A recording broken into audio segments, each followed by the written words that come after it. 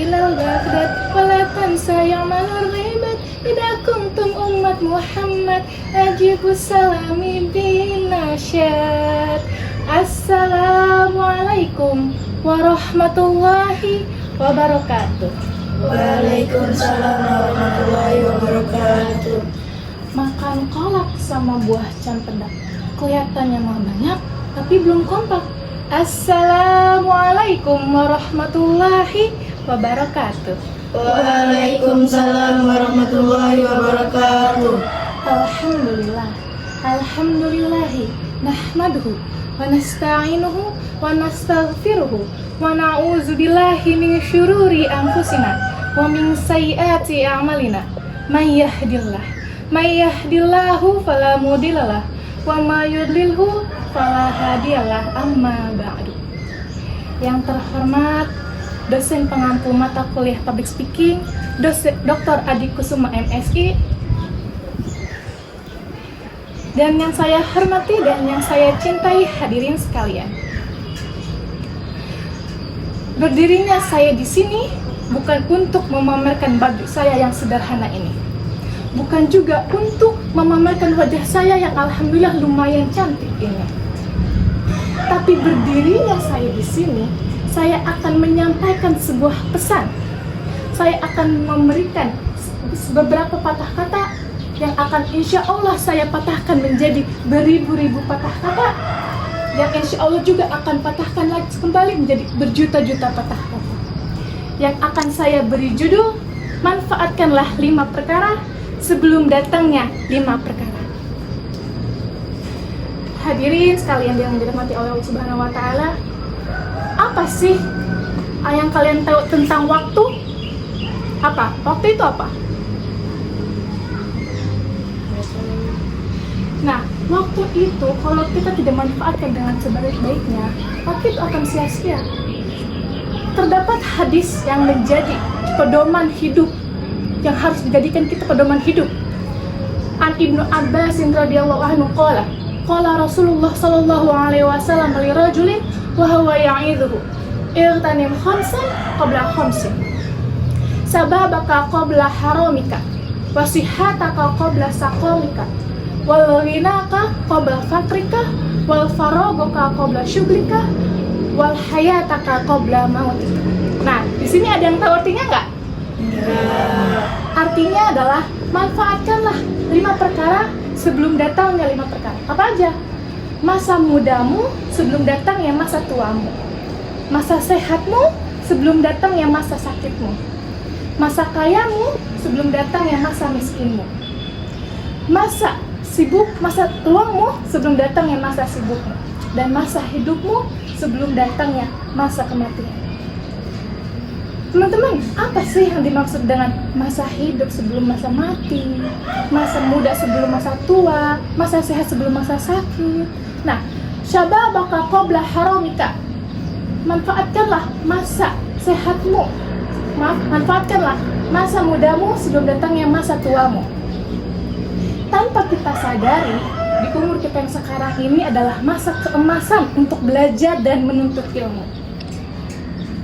Karena kenapa?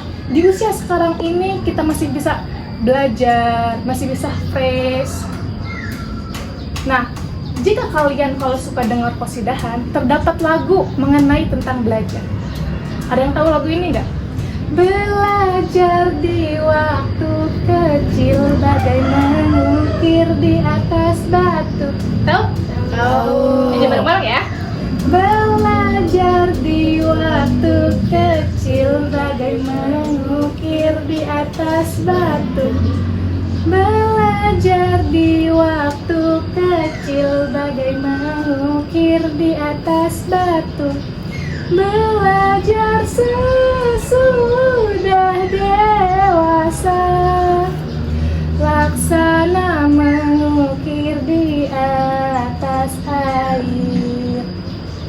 Nah, walaupun suara saya agak fals sedikit, emang fals ya. Nah, dari lagu ini kita bisa pahami bahwa seseorang yang masih muda atau anak yang masih muda, kalau dia belajar atau menghafalkannya, itu bak seorang yang mengukir di atas batu, yang menulis di atas batu. Kenapa? Karena kalau kita nulis di atas batu, itu lama kan nggak hilang-hilang. Tapi kalau kita nulis di atas air, pasti sebentar aja langsung hilang. Nah, kita ini masih muda teman-teman. Masih bisa menghafal, masih bisa belajar, pikiran kita masih fresh, kita belum punya pikiran yang banyak. Oleh karena itu manfaatkanlah dengan menghafal Al-Quran, dengan menghafal yang harus kita hafal. Niscaya kita akan mendapatkan kebahagiaan di kemudian hari. Niscaya juga kita akan mendapatkan kesuksesan di masa depan nanti. Nah, kalau masa tua tiba, apa yang bisa kita lakukan? Jangankan kitab teman-teman, kalian bisa baca kitab kan di pondok? Betul? Betul. Nah, jangankan kitab, kalau udah tua tuh nama anak aja bisa lupa. Mau ini lupa, mau itu lupa. Lagi masak ayam lupa, lagi masak ayam lupa, ujung-ujungnya gosong. Mama kalian betul kayak gitu? Nah, pernah ngalamin kan? Nah, kalau kita udah tua, apa-apa itu lupa. Mau hafal susah, mau hafal Al-Quran susah. Oleh karena itu dijelaskan dalam Al-Quran. Wa ma nu'ammirhu naqisu fil khalq, kata Allah. Barang siapa yang kita panjangkan umurnya, maka kita akan kembalikan dia seperti keadaan semula atau seperti keadaan yang lemah. Apa maksudnya? Nah, kalau kita manusia itu kalau dipanjangkan umurnya, kalau bertambah umurnya, maka Allah akan kembalikan kita seperti masih bayi. Nah, waktu bayi kita nggak bisa jalan, nggak bisa ngomong, bener ya? Nah, tapi seiring berjalannya waktu kita belajar, akhirnya bisa berjalan sedikit-sedikit merangkak, akhirnya bisa ngomong sedikit ayah, ibu. Nah, lama-kelamaan kita mulai bisa berlari, mulai bisa berbicara lancar, cerewet, kan? Nah, masuk usia dewasa, umur 20, 30, 40, 50, bahkan 70 tahun, kita kembali menjadi, dahulu lagi, kembali menjadi seperti bayi. Jalan mulai bungkuk, bicara mulai ngawur, bicara mulai nggak selancar dulu lah, selancar kita masih kecil. Nah, masuk usia 90, 80 tahun, kita betul-betul kembali menjadi bayi. Jalan pun ngerangkak, gak bisa kemana-mana, ngomong gak jelas, pendengaran gak jelas. Betul gak? Betul. Nah, siapa yang di sini nenek kakeknya masih ada? Aku. Nah, kalian ngalamin sendiri gak nenek kakek kalian itu kalau gak bisa apa-apa? Ya kan? Belum gak bisa ngedenger, gak bisa ngeliat, ngomong gak lancar. Karena itu. Maka dari itu, kalau kalian nih masih muda, di umur kalian berapa sih? 13. Wah, masih pada muda kan? Manfaatkanlah masa muda kita dengan sebaik-baiknya. Ngapain aja? Ya tadi, belajar, hafal Al-Quran, ya gitu. Lakuin aktivitas-aktivitas yang bermanfaat. Biar kalau kita tua itu nggak nyesel. Kenapa ya dulu waktu muda saya nggak begini? Kenapa ya dulu waktu muda saya nggak ngafalin Al-Quran? Sekarang nanti udah tua nyesel, nggak ngapa-ngapain. Akhirnya ya udah deh, pahala nggak ada, terus kita nggak bisa ngapa-ngapain, nggak bisa baca Al-Quran. Betul nggak? Betul. Nah, yang selanjutnya adalah masa sehat sebelum masa sakit. Hadirin yang dirahmati Allah Subhanahu wa Ta'ala, kesehatan adalah anugerah yang sering kita abaikan. Kalau kita sehat, pergilah ke masjid, pergilah belajar sejauh mungkin, pergilah bertemu dengan teman, kerabat, saudara, keluarga. Karena kenapa? Kalau kita sakit, kita nggak bisa kemana-mana. Coba kalian pernah lihat nggak orang sakit pakai infus lari-lari keluar? Enggak kan? Nah, ya karena itu, kalau kita sakit, kita nggak bisa apa-apa. Mau baca Quran, aduh pusing. Mau wudhu pun, aduh nggak bisa. Mau sholat pun, aduh saya nggak bisa berdiri. Ya jadi terbatas. Gitu loh. Nah, oleh karena itu, mumpung kita masih diberikan kesehatan, mumpung kita masih diberikan bisa jalan, masih bisa bersedekah, masih bisa pergi ke masjid, masih bisa pergi ke majelis ilmu, hadir di maulid, manfaatkan dengan sebaik-baiknya. Karena kalau kita istiqomah dalam berhal beribadah, kayak pergi ke masjid tadi, terus bersedekah, puasa Senin Kamis, terus rajin ke datang ke acara maulid, pengajian, kajian kalian ikuti istiqomah terus menerus. Pokoknya terus menerus. Kayak misalkan kalau hari puasa Senin Kamisnya rajin, sebulan, 2 bulan, 3 bulan, setahun. Nah, ketika kalian jatuh sakit, pahala itu akan terus mengalir. Walaupun kalian jatuh sakit terus gak puasa, pahala itu akan terus mengalir seperti yang sudah kalian lakukan. Nah, di sini ada yang hafal surat Atin? Ada yang mau? Nah, kata Allah dijelaskan dalam surat Atin, wattini wa zaitun wa turi sinin wa hadzal baladil amin. Laqad khalaqnal insana fi ahsani taqwim summa radadnahu asfala safilin illa alladziina aamanu wa 'amilus shalihati falahum ajrun ghairu mamnun. Kama yukadzibuka ba'du biddin alaysa Allahu biahkamil hakim. Nah, dari ayat ini kita bisa pahami bahwa kalau orang yang di masa sehatnya rajin beribadah, rajin puasa Senin Kamis, rajin beribadah, rajin bersedekah, rajin ke majelis ilmu, maka pahala dia akan terus mengalir. Kalau walaupun dia nggak bisa kemana-mana, pahalanya akan terus mengalir. Akan terus mengalir, gak bakal putus-putus. Ghairu mamnun kata Allah, gak bakal putus. Maka dari itu ketika kita sehat, istiqomah lah, belajar, istiqomah, beribadah, puasa Senin Kamis, sedekah. Nah, di sini ada yang suka puasa Senin Kamis? Nah, belajar dari sekarang, nggak apa-apa. Maupun sebulan 2 kali, sebulan 3 kali, sebulan 4 kali, itu bagus. Belajar aja, sedikit demi sedikit kita belajar. Biar ketika kita di waktu sakit tiba, kita masih punya bekal, kita masih ada pahala yang terus mengalir, amal jariah. Nah, selanjutnya masa kaya sebelum masa miskin. Kekayaan yang sekarang kita miliki saat ini, apabila hanya dimanfaatkan untuk diri kita sendiri, maka itu akan sia-sia, teman-teman. Menurut ulama besar Indonesia, almarhum Kiai Haji Buya Hamka, ada yang tahu? Tahu kan? Almarhum Kiai Haji Buya Hamka mengatakan, harta yang kamu simpan akan menjadi rebutan, harta yang kamu makan akan menjadi kotoran. Namun harta yang kamu sedekahkan, infakkan, zakatkan akan kekal dan abadi di akhirat nanti. Betul gak? Nah, maka dari itu di dalam Islam harus kita mensedekahkan, menginfakkan, menzakatkan harta kita. Kekayaan dan harta adalah ujian bagi setiap hamba. Tidak selamanya si miskin selalu hidup dengan kemiskinan, dan tidak selamanya pula si kaya selalu hidup dengan kemewahan.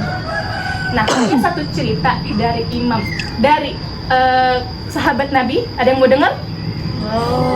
Nah, kisah ini adalah pasang suami istri.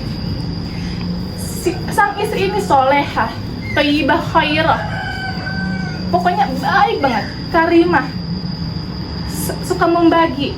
Tapi sayang, suaminya ini bakhil, pelit, nggak suka berbagi, sombong. Suatu ketika mereka sedang makan di tempat makan, lalu sedang diguyur hujan di tempat itu, tiba-tiba terdengar suara pintu, tok tok tok, assalamualaikum.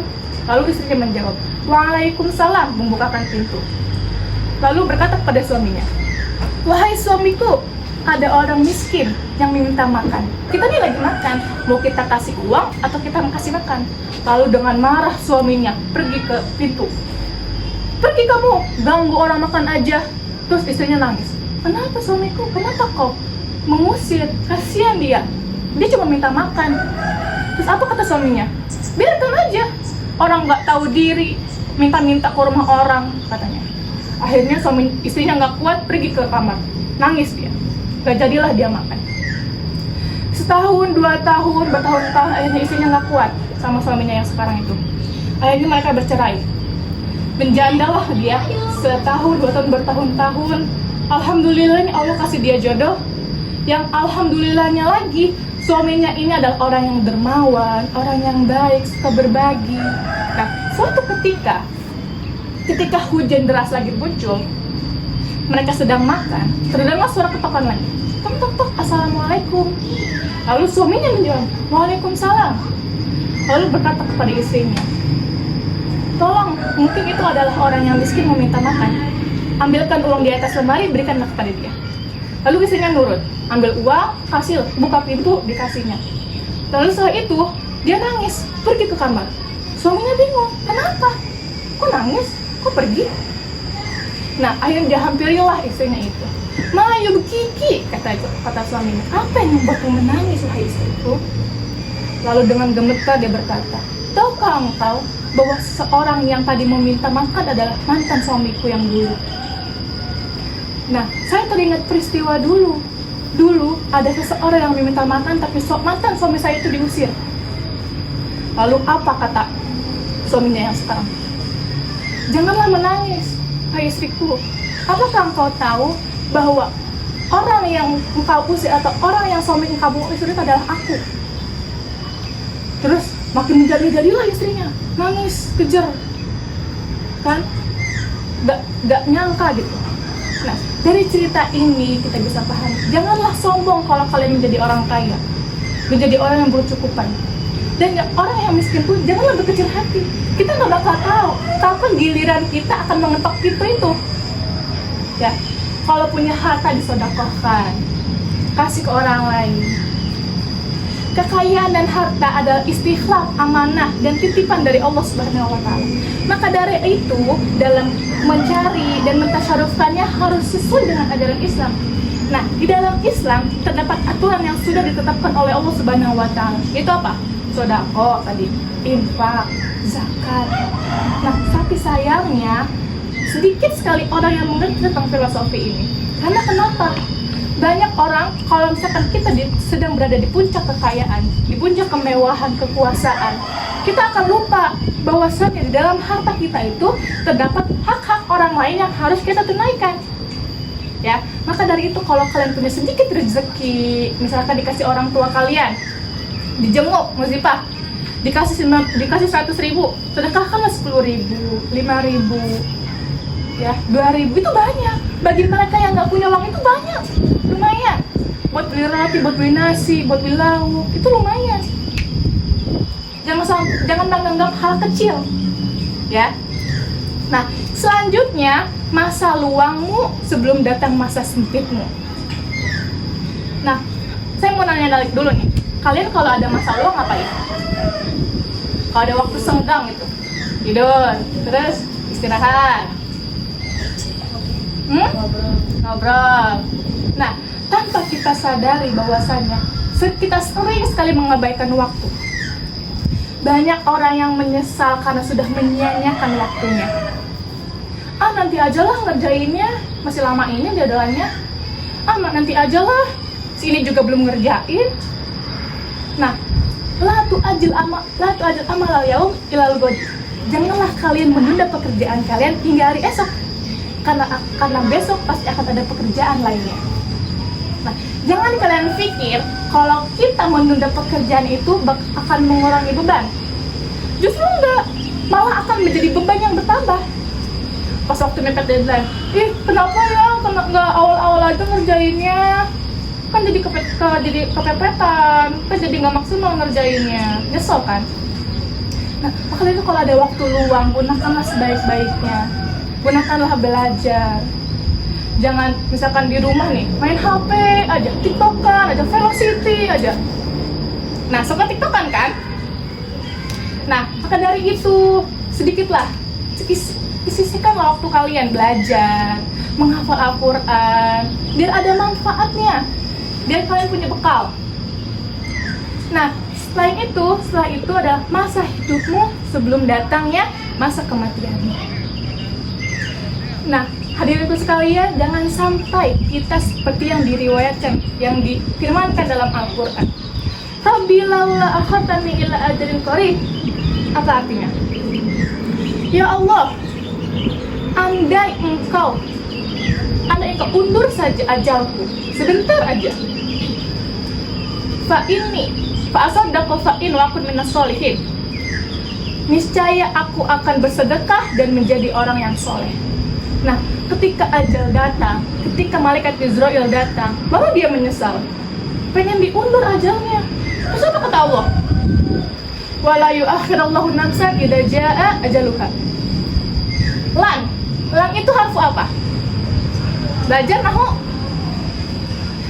Harfun nafi li ta'did. Artinya tidak akan pernah. La ajlis, tidak duduk. Lan ajlis, tidak pernah duduk. Artinya apa? Abadan, selama-lamanya nggak akan pernah kokoh.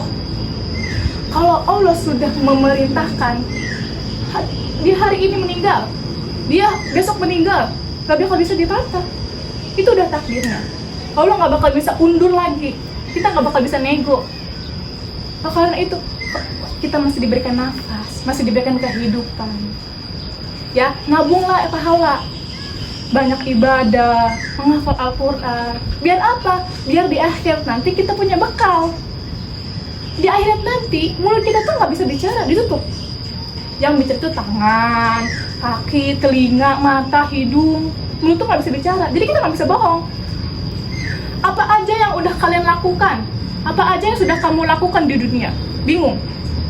Semuanya diam, gak ngapa-ngapain. Kan?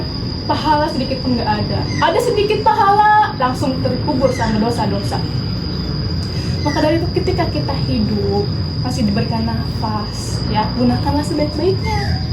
Jangan selalu maksiat terus. Kalau karena ngerasa, hari ini kayaknya gak bener deh, apa? Sholat tobat. Tahu sholat tobat kayak gimana? Nah, sholat tobatlah kalian. Nah, dalam hal ini juga berkaitan dengan mahfuzat. Al-waktu kasaifi fa illam taqtahu qata'aka. Tahu nggak? Ya. Al-waktu kasaifi. Waktu itu bagaikan pedang. Jika kamu tidak memotongnya, maka dia akan memotong. Apa maksudnya? Nah, di dunia ini ada dua tipe manusia. Orang yang bisa mengelola waktu dan orang yang dikelola oleh waktu. Orang yang bisa mengelola waktu adalah orang yang betul-betul bisa mengelola waktunya dengan baik. Orang yang beruntung. Waktu luang dia belajar, waktu luang dia ngaji, waktu luang dia ngelakuin aktivitas yang bermanfaat, yang berfaedah. Hingga dia tidak menyesal di kemudian hari. Hingga dia tidak menyesal ketika waktu apa yang akan dilakukan kepada Allah. Nah, yang kedua adalah orang yang tidak bisa memanfaatkan waktu dengan sebaik-baiknya. Penuh penyesalan, penuh kerugian. Nah, maka dari itu kalau kita punya waktu yang luang, masih dikasih hidup, masih dikasih nafas, bertobatlah, perbanyaklah ibadah, perbanyaklah belajar, biar kita enggak nyesel di kemudian hari. Nah, dari kelima perkara ini, kita manfaatkanlah sebelum datangnya 5 perkara. Apa aja tadi? Masa muda sebelum masa tua, masa sehat sebelum masa sakit, masa kaya sebelum masa miskin, masa luang sebelum masa sulit, ya, masa hidup sebelum masa mati. Nah, makanya terapkanlah hal ini ke dalam pedoman hidup kalian, biar kalian hidupnya itu ada yang bermanfaat, ada yang akan dilaporkan kepada Allah. Ya Allah, pahala saya segini, sombong. Gak apa-apa, sombong banyak pahala. Daripada sombong banyak dosa, udah banyak dosa, sombong lagi. Nambah. Nah, maka dari itu, kalau kalian nih masih diberikan kebugaran, kekuatan, pikiran masih fresh, ya, manfaatkanlah 5 perkara ini sebelum datang 5 perkara lainnya, supaya kita nggak nyesel. Nanti pas udah kejadian, kenapa ya, itu aja. Kenapa ya nggak kayak gini dulu, kenapa ya waktu sehat nggak kayak gini. Manfaatkanlah.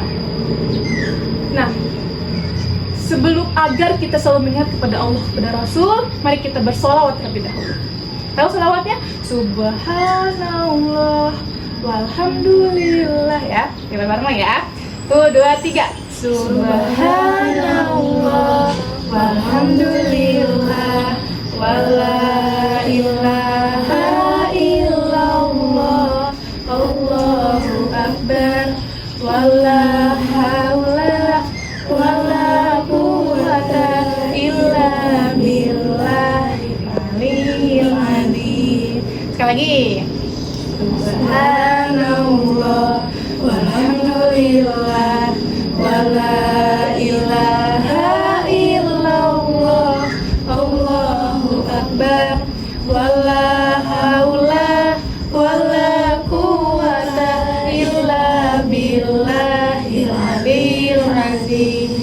biar sunnah, karena Rasulullah menyukai hal-hal yang sunnah.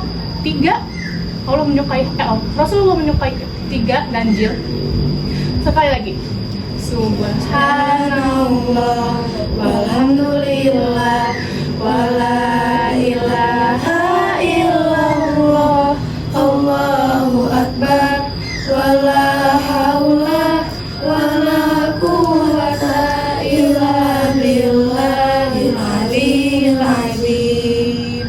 Nah, teman-teman, apa nih kalau kalian apa yang akan kalian lakukan kalau kalian punya waktu luang? Mau ngapain? Tadi baca Quran, menghafal Quran. Biar apa? Biar waktunya tuh gak cuman HP kalau di rumah. Di pondok gak cuman tidur. Tidur itu kata Rasulullah kalau sunnah itu cuma 2-3 jam aja. Kan? Bangun, setelah bangun, wudhu, sholat, tahajud tengah malam. Nah, siapa yang sering tahajud di sini? Gak ada. Sekali 2 kali dalam sebulan gak ada.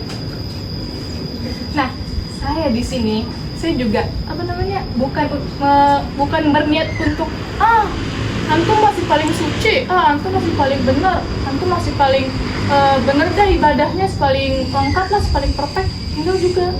Saya di sini mau mengajak kalian, mau mengingatkan, bukan si paling benar, bukan si paling suci, bukan si paling solehah. Saya juga nggak rajin kok, nggak selalu rajin puasa, nggak selalu rajin tahajud, tapi adalah sekali 2 kali ngaji. Nah, siapa yang di sini pernah tamat Al-Quran?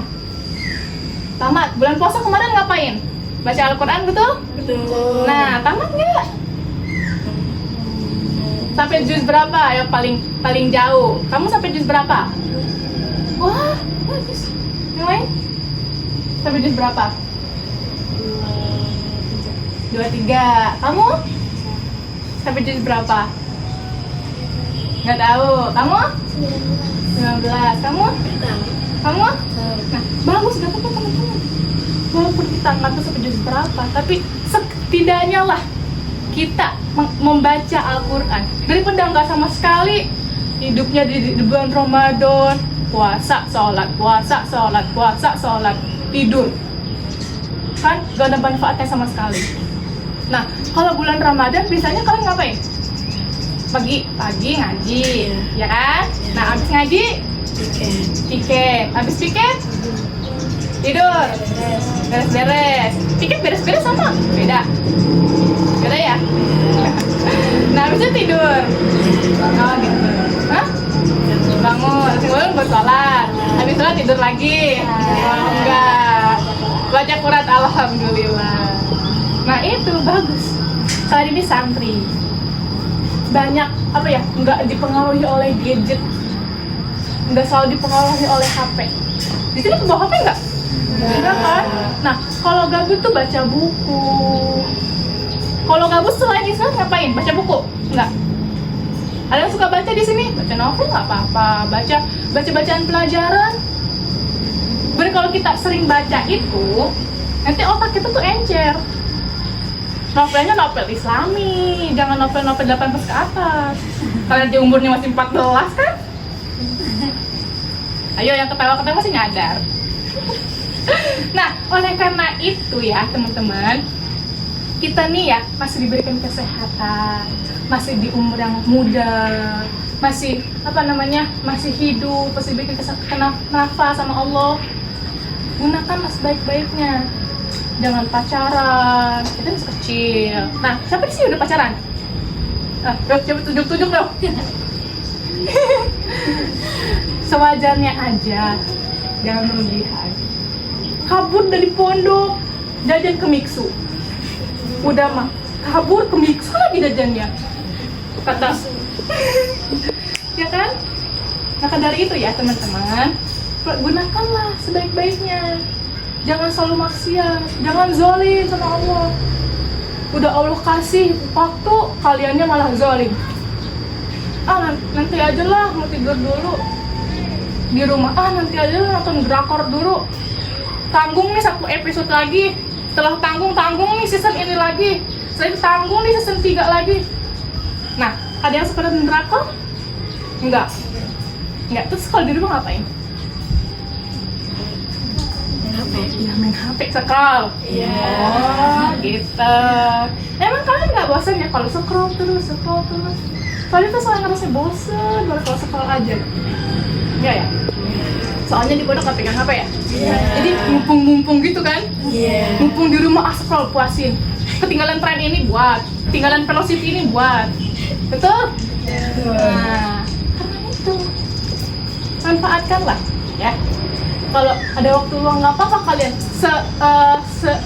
sebentar-bentar refreshing dulu gitu, nggak apa-apa.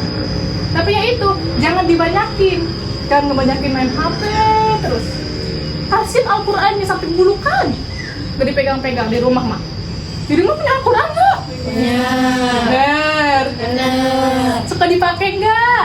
Suka. Terus dipakai ya. Jangan sampai bulukan di atas lemari nggak dipegang-pegang. Sampai ada tai cicaknya. Masya Allah, nggak boleh. Ya, manfaatkanlah waktu dengan sebaik-baiknya.